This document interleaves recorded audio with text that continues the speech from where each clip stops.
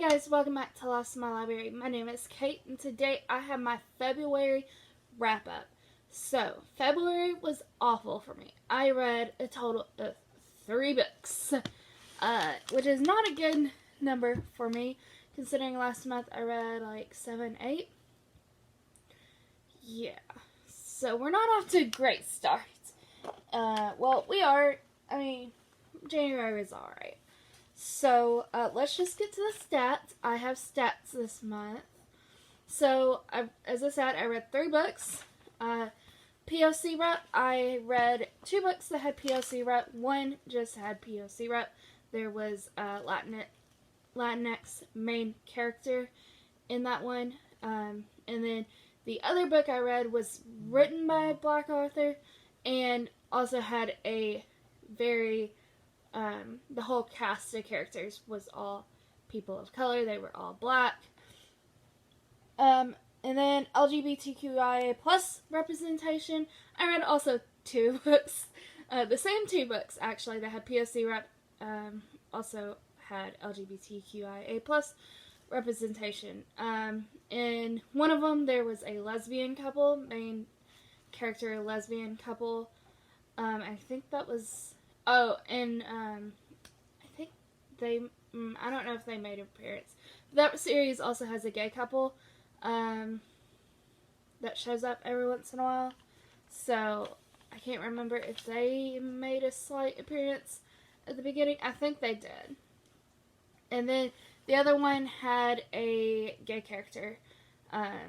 Not main character, but he did show up every so often. It was openly gay. So, genres. I have read 1 fantasy, 1 contemporary, and 1 thriller/horror. My ratings, I gave 1 5-star and 2 4-star ratings. Average of 4.3. And then the page count, I read a total of 1,139 pages, which came to be about 41 pages a day. And then my age range, I read 1 middle grade and 2 adult novels. So let's talk about the books. My future is quite literally a blank canvas waiting for me to fill it. Feeling groovy, the first book I'm drowning or I carried over. I started reading it in January. Life is good. And I finished it in February. Batman. That was The Last Time I Lied by Riley Sager. This is his 2nd novel, I do believe, that he has ever written. This one is about a girl who, 15 years before, she ends up at this camp, and 3 of the girls in her cabin go missing all of a sudden. And she's the only survivor. No one ever found the 3 girls. Now she's invited back to the same camp 15 years later, and as a counselor, and strange things start happening. I enjoyed this. I actually really did. I enjoy the summer camp kind of setting for the novel. I actually really enjoyed the ending more than the other 2 novels. Let's see what I wrote down. Then Final Girls and Home Before Dark. Riley Sager tends to have weird, strange kind of twists at the end that I haven't gelled with Final Girls and Home Before Dark, but I actually quite enjoyed the twist at the very end. There was a twist about what happened to the girls. I'm not going to spoil it. And then another twist on top of that one that kind of led in after that twist, and it's just like, oh, everything makes a lot of things make sense now, and reasoning behind everything makes a lot of sense. Yeah. Also, trigger warnings for death, violence, molestation, statutory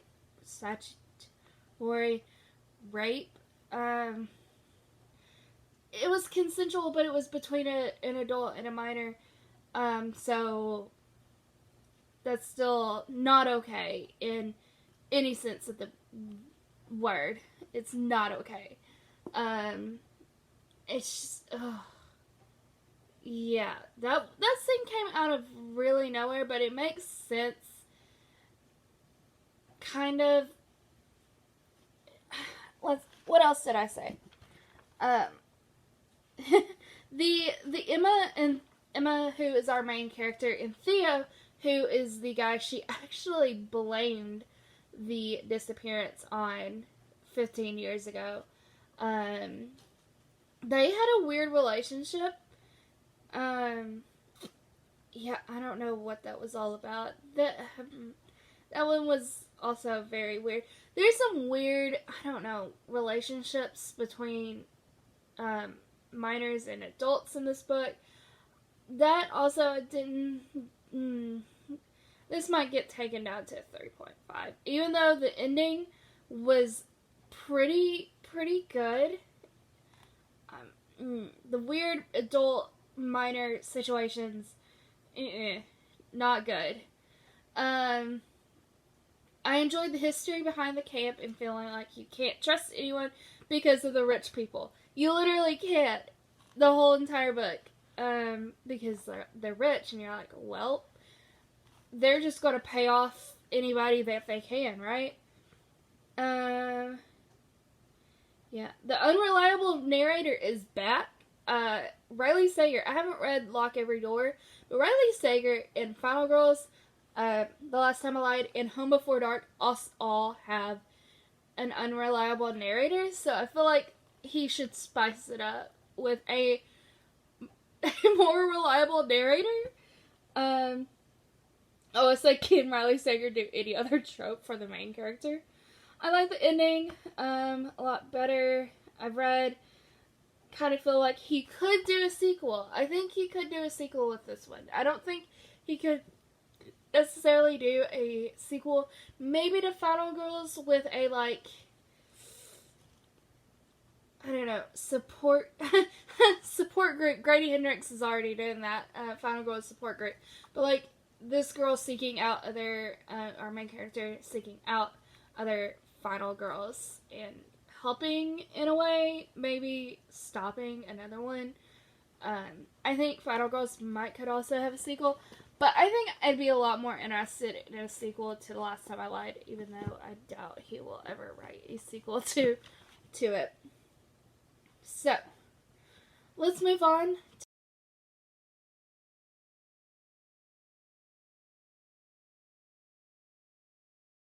So, the second book I read this month was, where to go? The Dark Prophecy by Riordan. This is the second book in the Trials of Apollo series. I really enjoyed this one.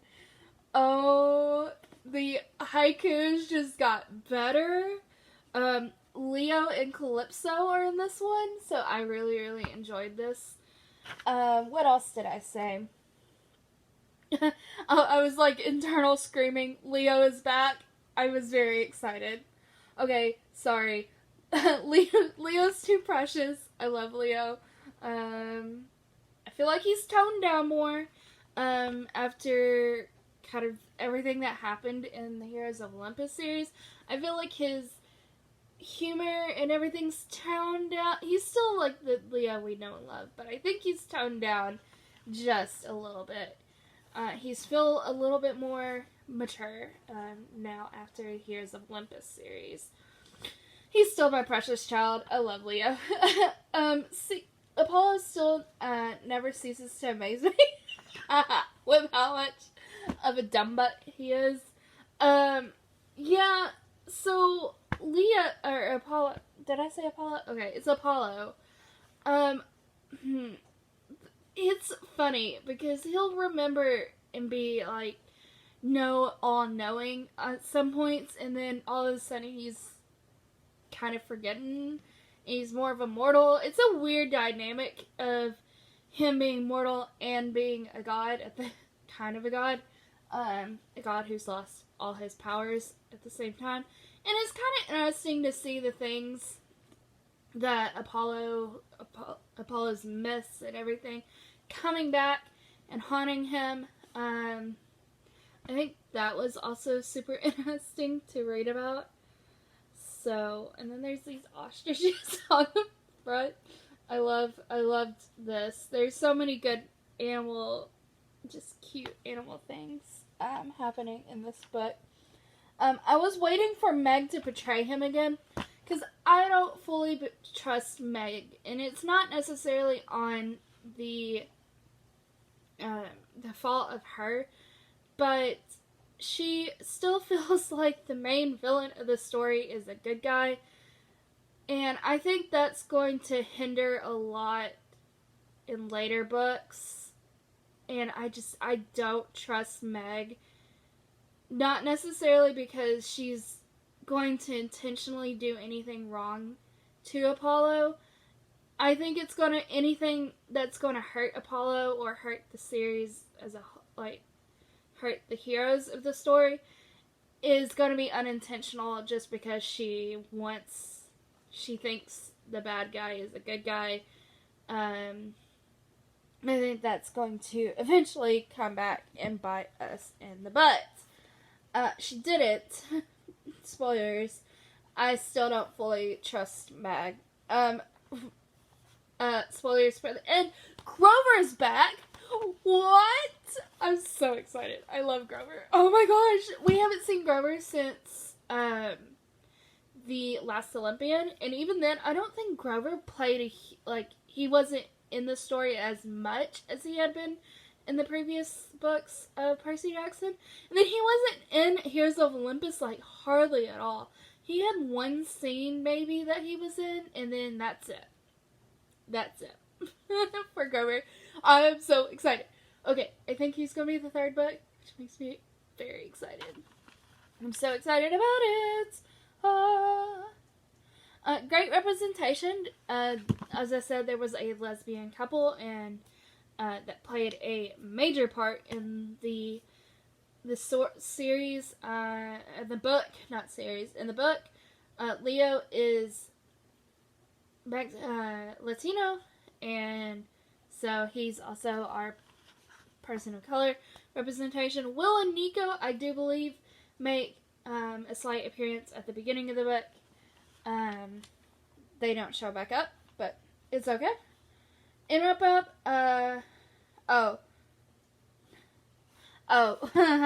okay, so talk about the controversy. There's a little bit of controversy with how Riordan has written the Hunters of Artemis. A lot of people think that they are a bunch of lesbians, and Riordan has taken the stance that they are all asexual, that they wrote off all romantic relationships, not just romantic relationships with men. I think he's talked about it too in the past, that any interpretation that you have of the Hunters of Artemis is a very valid take on whether you think they're all lesbians and they just don't like men, or that they are all asexual. I think both representations are very valid takes on the Hunters of Apollo, but this is the stance that Riordan has decided to take with his story, but he still thinks that any interpretation, obviously, that you have is still very valid. So, we love Riordan. He is an amazing man. So, the last book I read, and to keep this book and the book I'm currently improving our lives, has put me even at our age, and we should treat ourselves better and stop acting like our best years are behind us. So the last book I read was It's Not All Downhill From Here by Terry Mcmullen, who is a Black author, and this cast is all Black main characters. So this story follows our main character Lilretha, who is at the beginning of the novel turning 67, and then a major event happens, and she has to learn how to live life again after this massive event that happened at the beginning of the novel. And learning that even though she is 67, well, she ends up turning 68 by the end of the novel. So, learning that she, yes, her, she's getting older and getting to her final years, but she has a lot to live for, and she has to, she's learning to live better and learning to live as a, I don't know, just doing the things that she wants to do before she can't anymore. And I think that's a lot of fun, and she's still living life to her fullest. As I said, there's a POC cast, POC author. This has a gay character in it.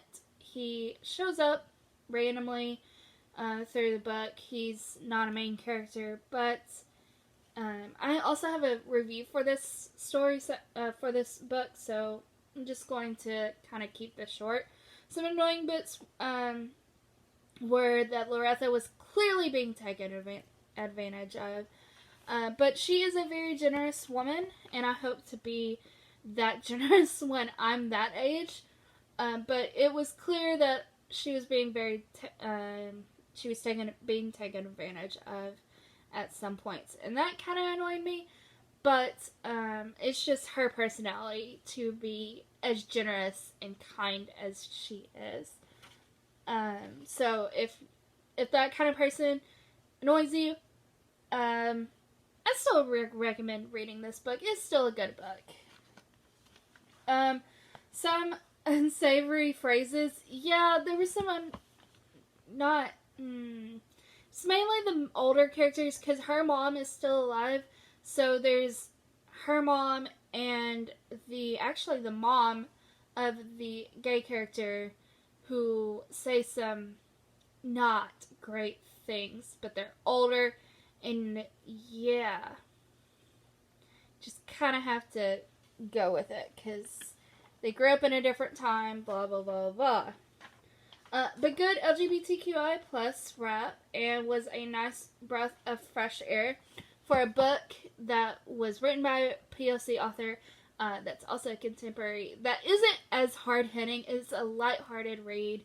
If you want a lighthearted read by a POC author about a POC cast, I highly recommend it. It's great. If you don't want something so hard-hitting, but want to get more POC representation in your life, I highly recommend this book. Gave it 4 stars.